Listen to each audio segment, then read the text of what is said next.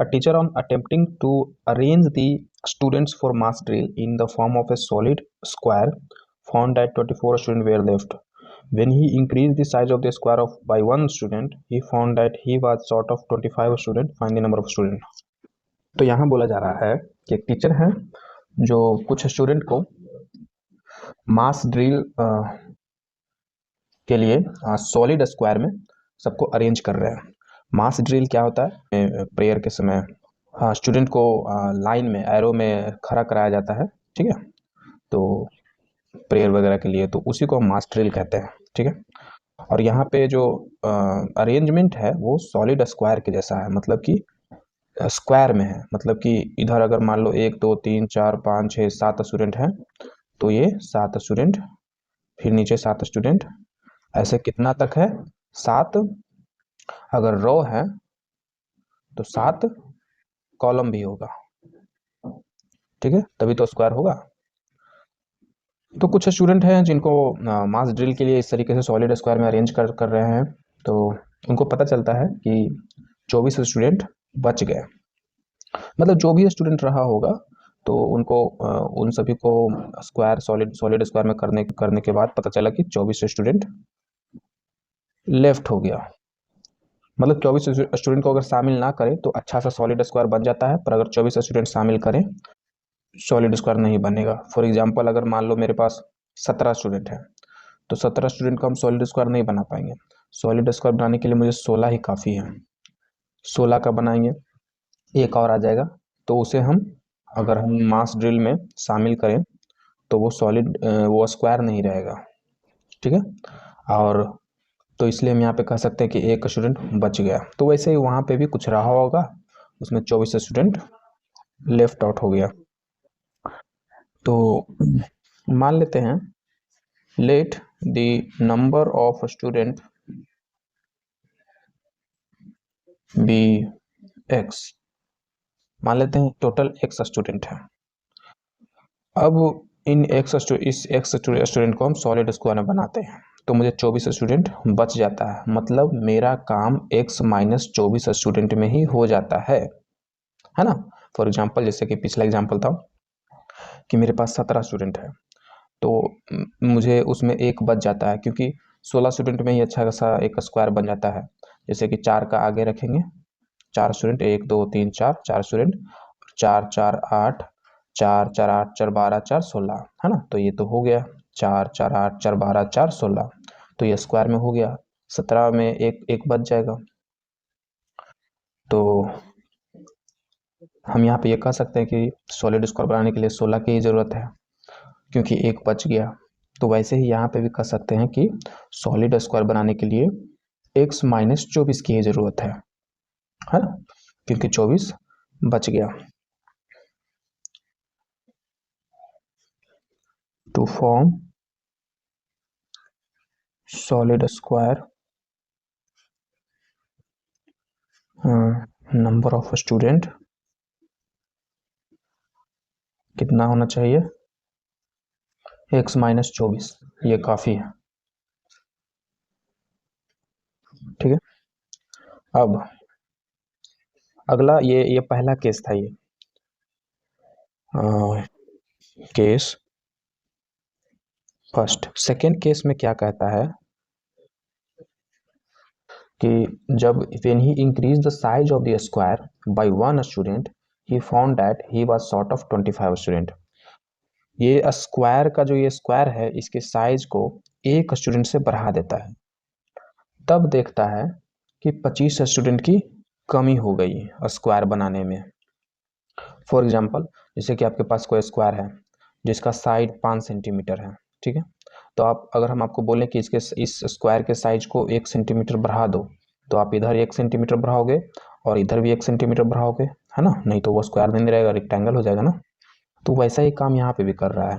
पहले मान लो कि इधर 4 स्टूडेंट था, ठीक है, 4 पहले कॉलम में पहले रो में 4 स्टूडेंट थे, तो ऐसे ही 4 रो हैं, ठीक है। तो अब बोला गया कि एक स्टूडेंट बढ़ा देते हैं, मतलब इधर 5 रखा, पहले रो में 5 स्टूडेंट तो 5 कॉलम बनाएगा इस तरीके से, है ना, 5 कॉलम भी बनाना चाहिए। तो वैसा ही काम यहाँ पे हो रहा है। पहले x-24 स्टूडेंट का सॉलिड स्क्वायर बनाया, उसके पहले रो में कुछ स्टूडेंट रहे होंगे, अब एक बढ़ा दिया, कितने नंबर ऑफ स्टूडेंट रहे होंगे इस केस में पहले रो में? तो यहाँ पे हम ऐसे पता कर सकते हैं, मान लेते हैं कि ए स्टूडेंट रहा होगा, मान लो कि जैसे कि ये स्क्वायर है जिसका एरिया 25 है, तो इसके एक साइड की लेंथ क्या होगी? तो √25 ना। वैसे ही यहाँ पे भी कर सकते हैं, नहीं तो सबसे अच्छा मान लेते हैं, आपको समझने में आसानी होगी कि टोटल स्टूडेंट, ये सॉलिड स्क्वायर है, इसमें टोटल स्टूडेंट x-24 है, तो x-24 स्टूडेंट है, तो पहले रो में a स्टूडेंट है, ठीक, पहले रो में a स्टूडेंट है और स्क्वायर बनाने के लिए मुझे a रो चाहिए, ठीक है, तो टोटल स्टूडेंट हो गया a स्क्वायर, ठीक है, तो x-24 is equal to a square. ये पहले केस से हमें एक इक्वेशन मिला। केस 2 में आते हैं तो बोलता है कि सॉलिड स्क्वायर के साइज को हम बढ़ा दे रहे हैं 1 से, तो इसका मतलब अब नया सॉलिड स्क्वायर बना जिसका साइज पहले a था, अब हो गया a+1, इधर भी a+1, इधर भी a+1, है ना। तो अब टोटल स्टूडेंट हो गया a+1 का होल स्क्वायर, ठीक है, और x के टर्म में बोलें तो बोला है कि 25 स्टूडेंट की कमी हो गई, तो किस में से? तो इसमें से, है ना। जब 1 सेंटीमीटर बोल रहे हैं, जब एक स्टूडेंट से साइज को बढ़ा दिया गया तो 25 स्टूडेंट की कमी हो गई, मतलब अब इसे बनाने के लिए x+25 स्टूडेंट की जरूरत होगी, है ना। वो सॉलिड स्क्वायर नहीं बना पा रहा था क्योंकि उसे 25 स्टूडेंट की और जरूरत होगी, तो 25 स्टूडेंट, अगर x में 25 स्टूडेंट और दे देते हैं तब वो बना लेगा, है ना। अगर एक से एक बढ़ा देते हैं तो इतना स्टूडेंट हो गया, और जितना स्टूडेंट था उसमें 25 की और जरूरत है, तब ये इतना स्टूडेंट कर पाएगा, तो इसलिए ये बराबर ये। तो अब दूसरा इक्वेशन बन गया a+1 का whole square is equal to x+25, equation हो गया एक, दूसरा ये इक्वेशन हो गया। यहाँ पे हम मान लेते हैं where a is a number of student in first row,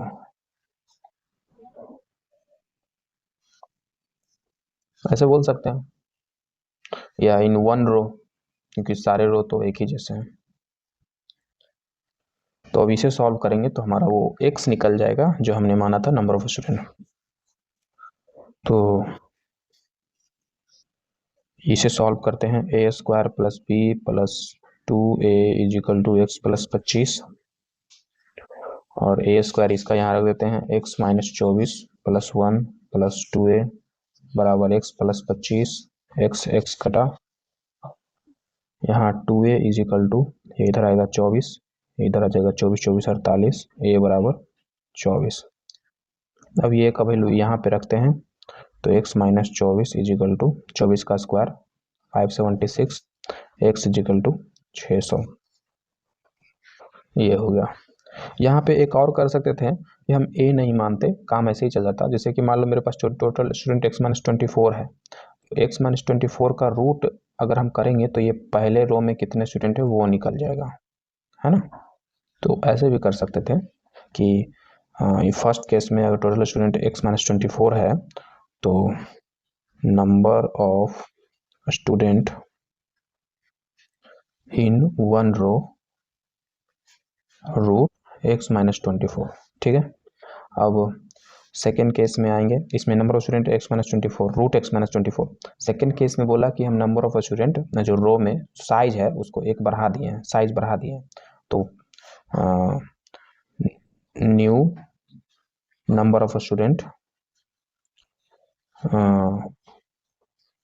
root x-24 + 1, अब ये हो गया है सेकेंड केस की बात करें तो।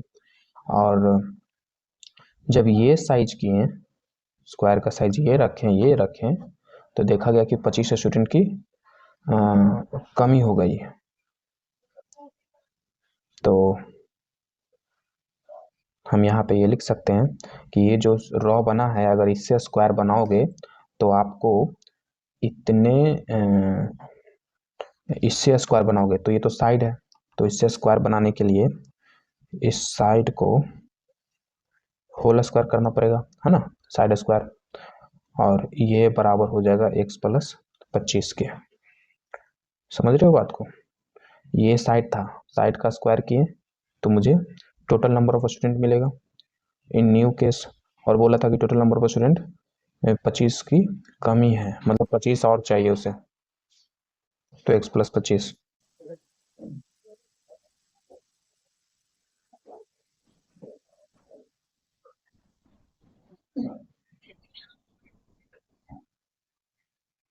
ए स्क्वायर, ये x-24 प्लस b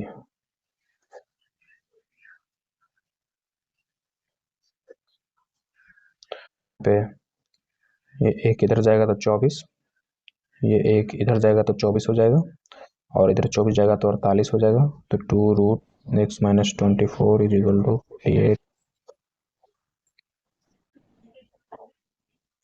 ये रूट इधर जाएगा तो स्क्वायर कर देगा, फिर x is equal to 600। Actually में आप देखो तो ये दोनों सेम ही मेथड है। इसमें हमने रूट करके साइड निकाला और इसमें हमने साइड मान लिया। अगर यहाँ पे भी आप साइड मान लिया, a मान लिया, अगर यहाँ पे भी साइड a निकालोगे तो √x-24 आ ही जाएगा, तो यहाँ पे भी वही बात हुई। हम यहाँ पे a मानकर a+1 किए नया साइड, यहाँ पे हम साइड निकाल लिए और इसमें +1 किए, तो दोनों सेम ही मेथड है। उसमें a का सहारा ले लिए, बिना इसमें बिना a का ही बनाए। ठीक है।